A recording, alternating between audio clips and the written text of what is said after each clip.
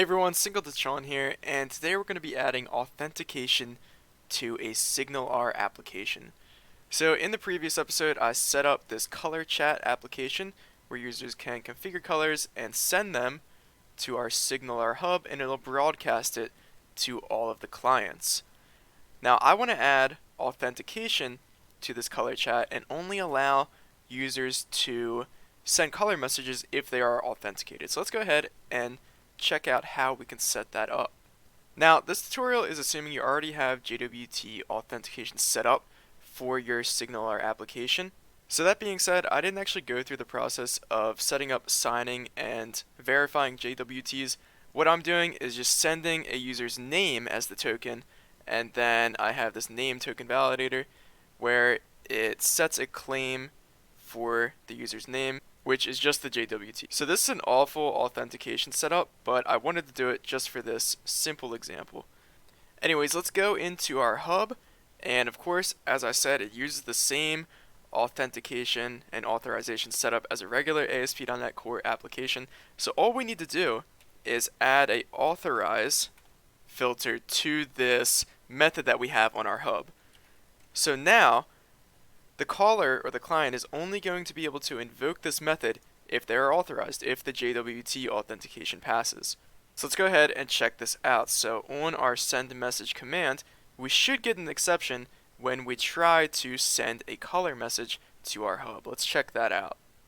Okay, sending a message, and we get nothing. So why is that? Well, if we go into our SignalR chat service here, as you see, when we send a color message, we take our hub connection and we use send async. Now, as you can see in this little description, does not wait for a response from the receiver. So that means when we use send async, it's just going to send the message and it doesn't care about what the hub does with that message. It isn't even going to wait for a response. So if the hub throws an exception for like unauthorized, then that exception is not going to be thrown from this method.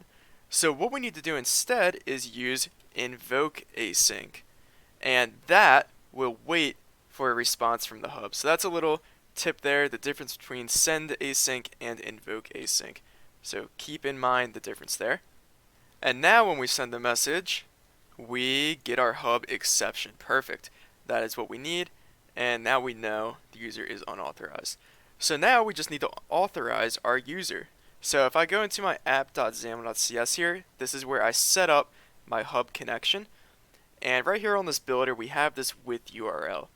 Now there's another parameter to this method, and that is the one that we want to use is this action where we can configure our connection options.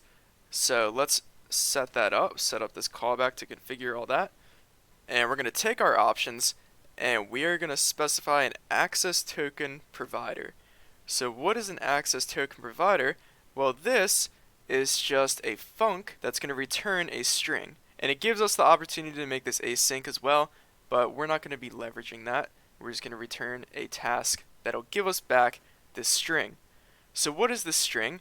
Well, this is your access token that's going to get sent to your SignalR Hub. So it's going to be your JWT, but in our case, since our authentication is lame, it's just going to be the user's name.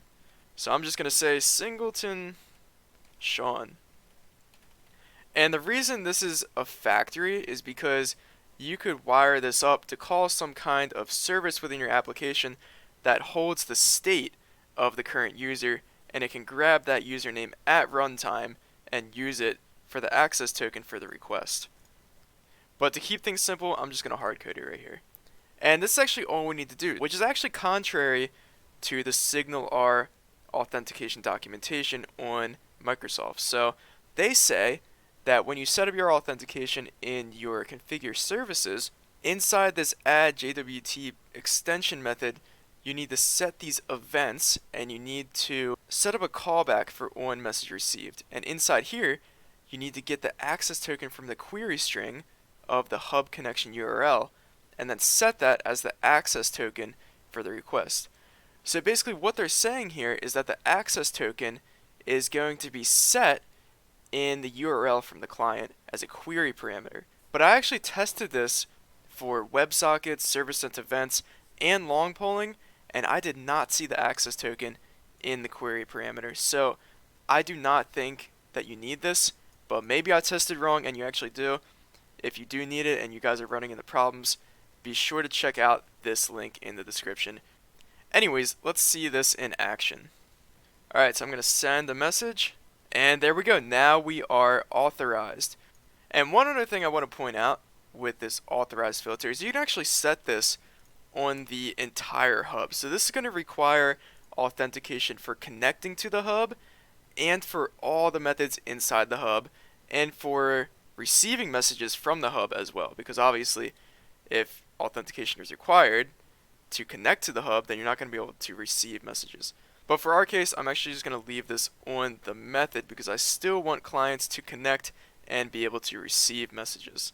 Now, one last thing I want to do is I want to show you guys how you can get information about the authenticated user inside of these methods. So in our case, I want to get the author of the message. So let's get that. And what we're going to do is use context, and that's just a property on this hub that we are deriving from. And on here, we have a property for the user, and that is a claims principal. So in most cases, this is going to have all of your JWT claims on it and their values. And in our case, the only claim that I have is the user's name. So we are going to find that claim, and I have that set as claim types.name. That's the type of the claim. Let me go ahead and import that. And I'm going to get the value for that. And now I'm just going to put a breakpoint right here, and we're going to see what this turns out to be. Alright, let's send this message.